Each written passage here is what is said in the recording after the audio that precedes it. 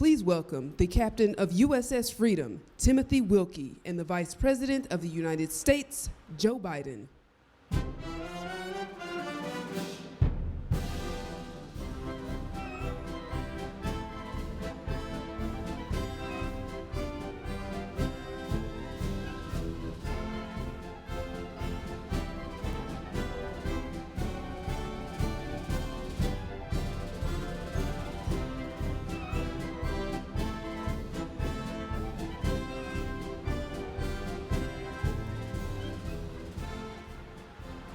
Admiral Carney, Sergeant Hall, Commodore Slice, Freedom shipmates, good afternoon. It is my honor and privilege to introduce the Vice President of the United States, so please give a warm welcome and a loud Freedom welcome to your Vice President Biden. Thank you very much, Captain.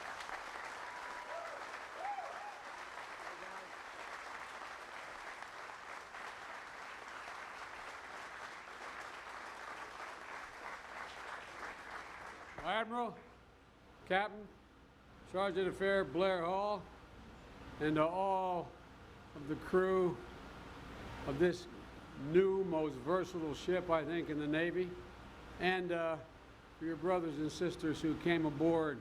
I asked where in fact your competitors were. They said in the back. So it's nice to see you all here. You know, America's commitment to leadership by example is embodied in every one of you assembled on this ship.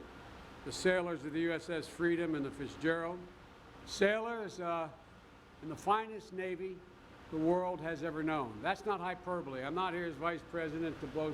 It literally is true. This is the finest Navy in the history of the world. You are the finest warriors that have ever been produced in the history of the world. And there has never, ever been a generation of warriors or soldiers, sailors, Marines, Coast Guard in the history of the world that is as competent as the United States military. And again, there's press here, that's not hyperbole. That's just a flat, straight fact. I know firsthand, I have a couple sons in the military.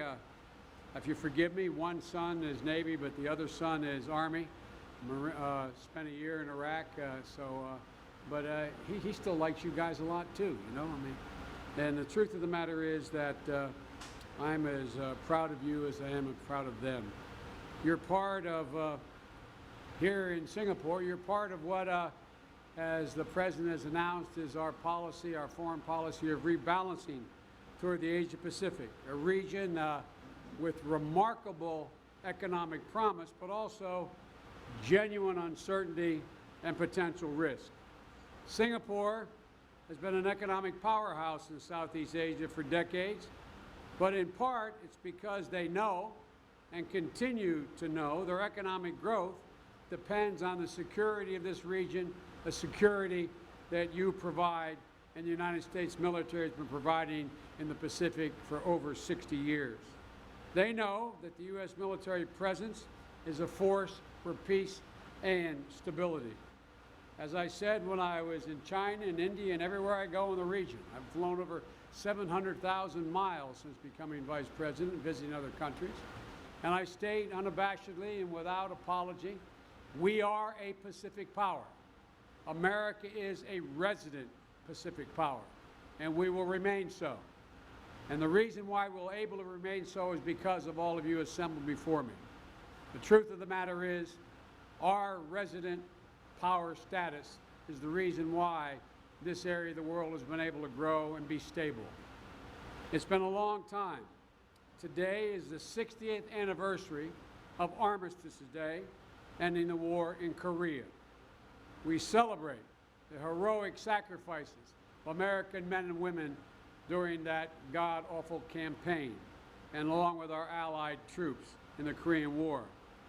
But the threat from North Korea continues today as I speak.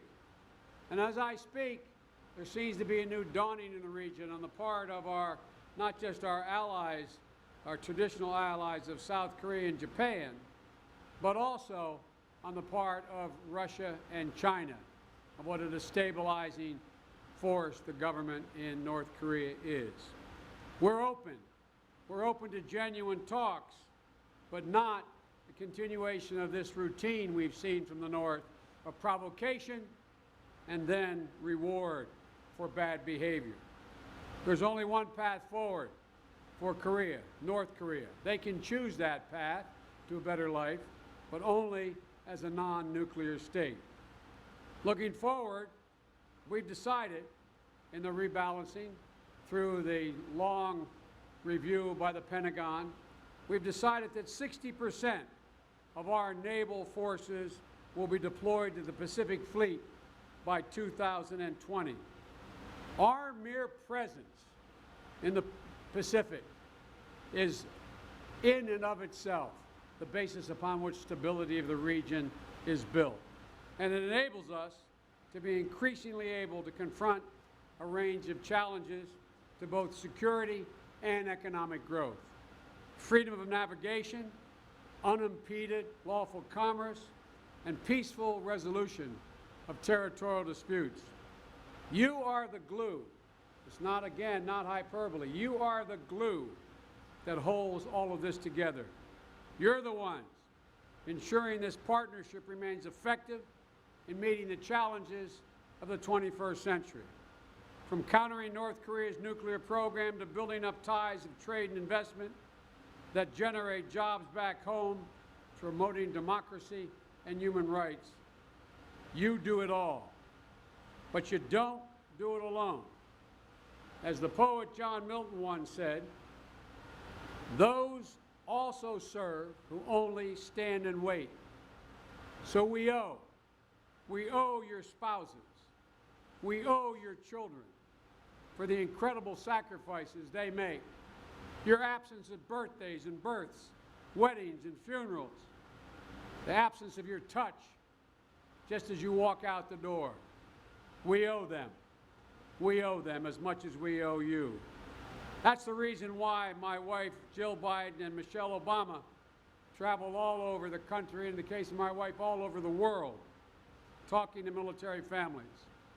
You only make up 1% of the nation's entire population, but you are warranted the gratitude and thanks of 100% of our population.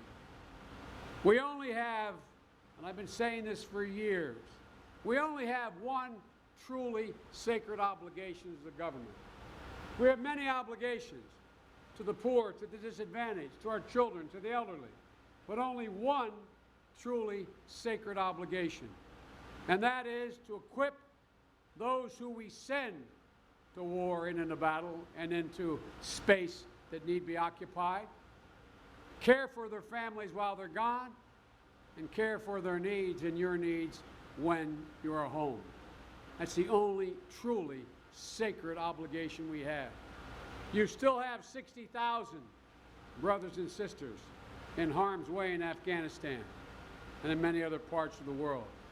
As I said, you're part of one important, incredible family, a family that America owes every bit of their fealty to. So I came for two reasons. One, to demonstrate that this ship, one of the newest additions to the United States Navy, is an incredible and increasing part of our Navy's capacity. And two, to let the world know how proud we are of you and let you know how much you contribute to the economic and physical security of this region of the world. We owe you. May God bless America, and may God protect our troops, and thanks for the cap. Thank you all very, very much.